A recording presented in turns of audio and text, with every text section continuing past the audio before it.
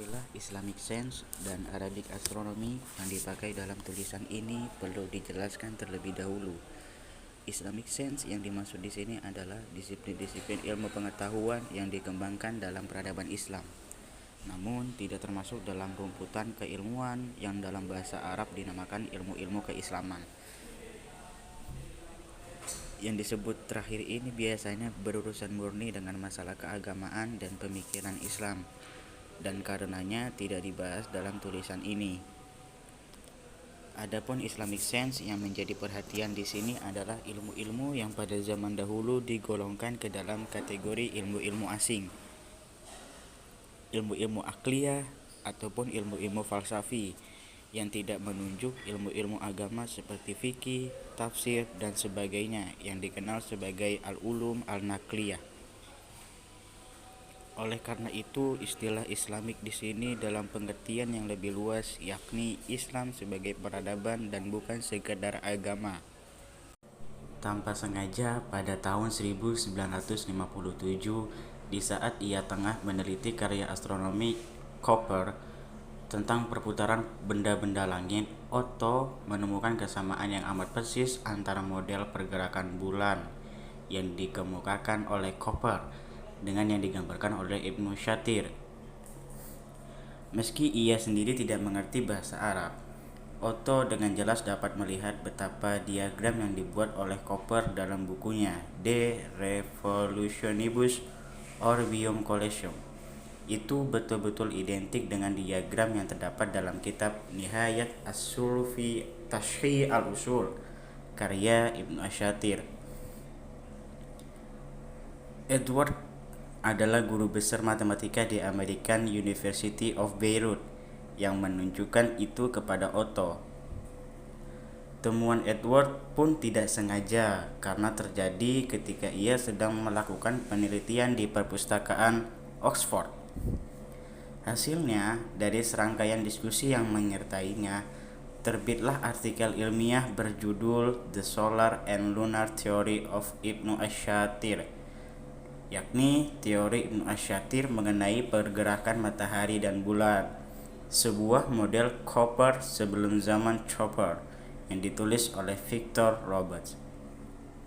Temuan ini tentu saja sempat menggegerkan sejarah perastronomian. Kalau selama ini orang meyakini bahwa sains Eropa di zaman Renaissance itu muncul dengan sendirinya dari nol, atau jika berhutang budi pun hal itu karena terinspirasi oleh karya-karya saintis Yunani kuno, maka dengan adanya temuan penting ini, sejarah perkembangan sains di Eropa perlu ditulis ulang dengan mengaitkannya dengan perkembangan sains di dunia Islam. Bagi seorang Otto, kesimpulan adanya koneksi langsung antara karya Chopper dengan karya saintis Muslim itu cukup membuatnya tercengang dan masih sukar untuk dimengerti, apalagi diterima oleh para sejarawan sains modern. Hanya sebagian kecil orang dapat memahami signifikansi dan implikasi temuan tersebut.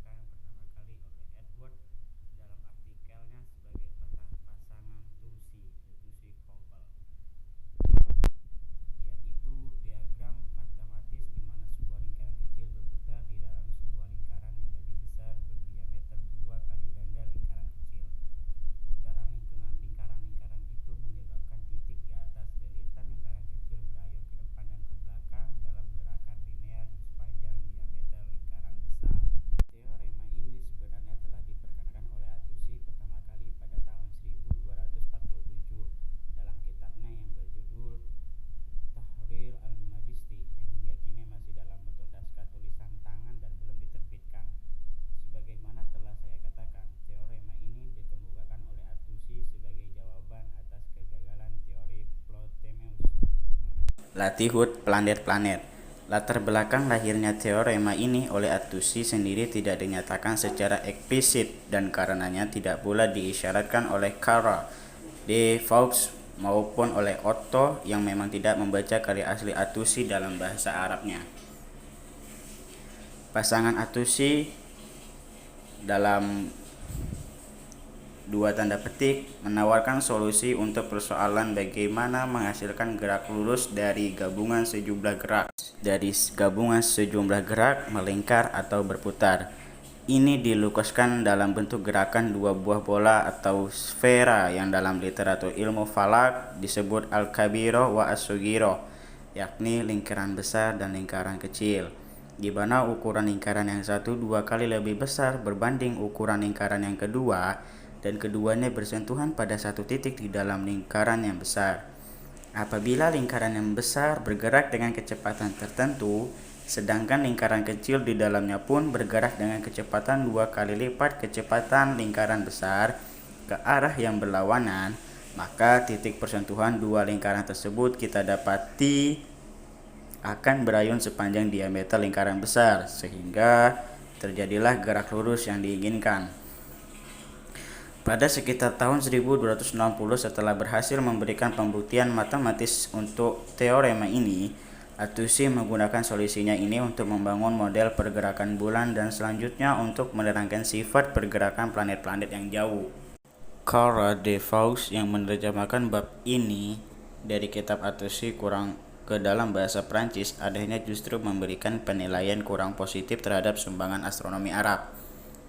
Mungkin lantaran astronomi belum banyak yang diketahui oleh orang mengenai perkembangan ilmu astronomi di dunia Islam pada kurun-kurun belakangan.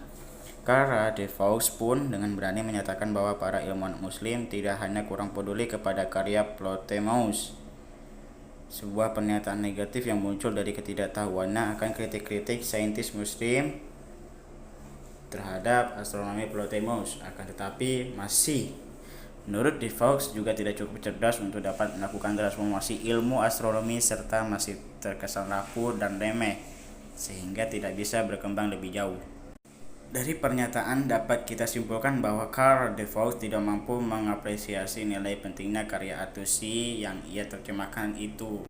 Sikap yang berbeda ditujukan oleh Otto. Di tengah keasyikannya meneliti karya-karya astronomi matematis Koper, ia segera menangkap pentingnya persoalan yang ditangani oleh Attusi, karena persoalan yang sama juga dihadapi oleh Copernicus. Bagaimana kita temukan dalam bukunya De Revolutionibus bab 3 pasal 4. Baik Attusi maupun Koper memerlukan sebuah mekanisme yang memungkinkan mereka menghasilkan sebuah gerak lurus dari gabungan gerak-gerak berputar, dan keduanya sama-sama menggunakan sepasang lingkaran besar dan kecil.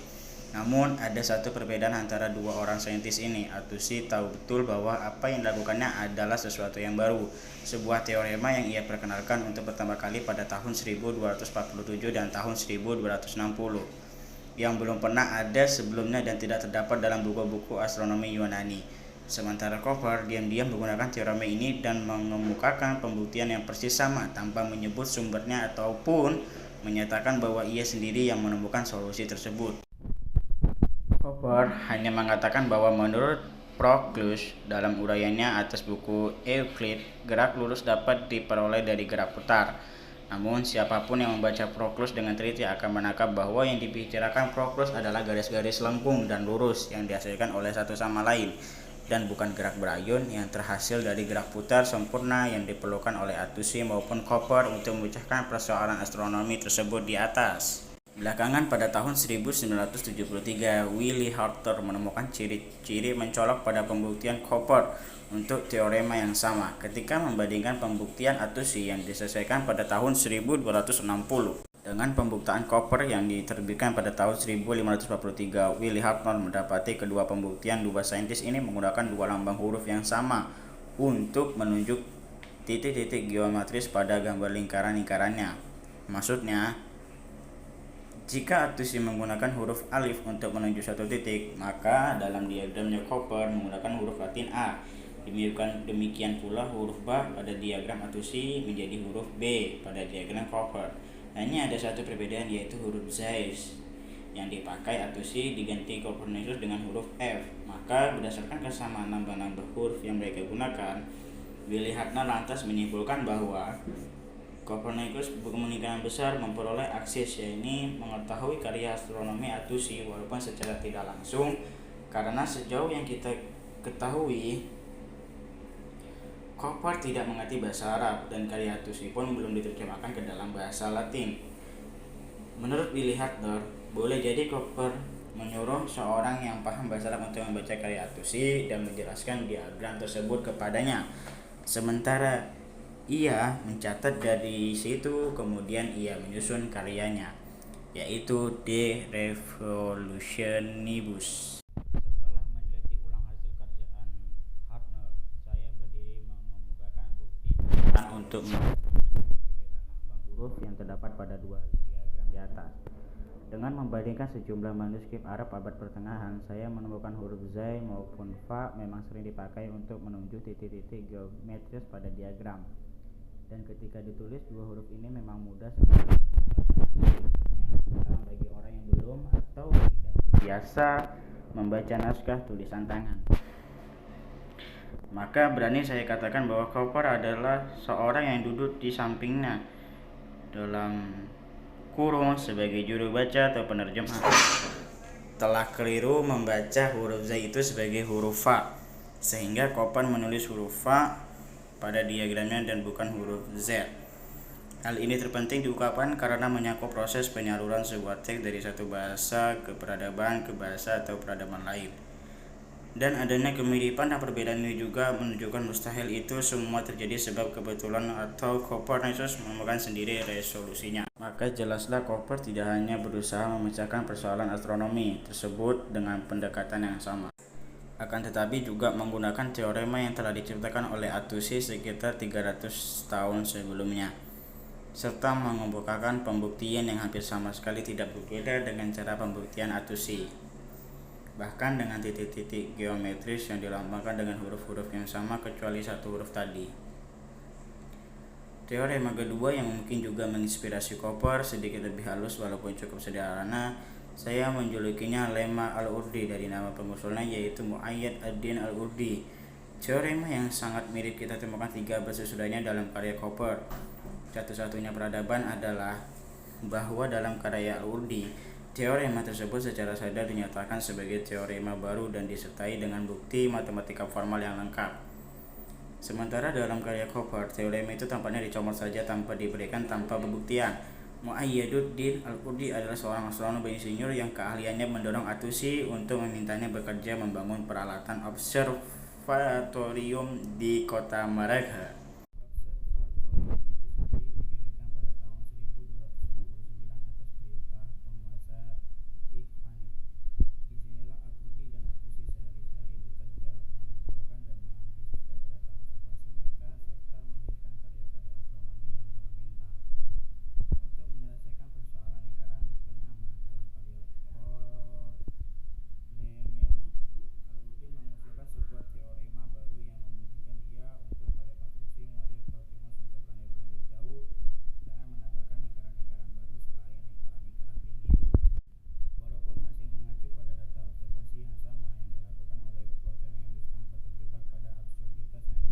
Ptolemeus. Dalam model al-Urdi ini, semua lingkaran bergerak seragam di tempat sekitar sumbu yang melewati pusat-pusat mereka. Bisa dikatakan dengan modelnya ini, al-Urdi berhasil menghindari penggunaan Equine Ptolemeus tanpa menyalahi data observasinya.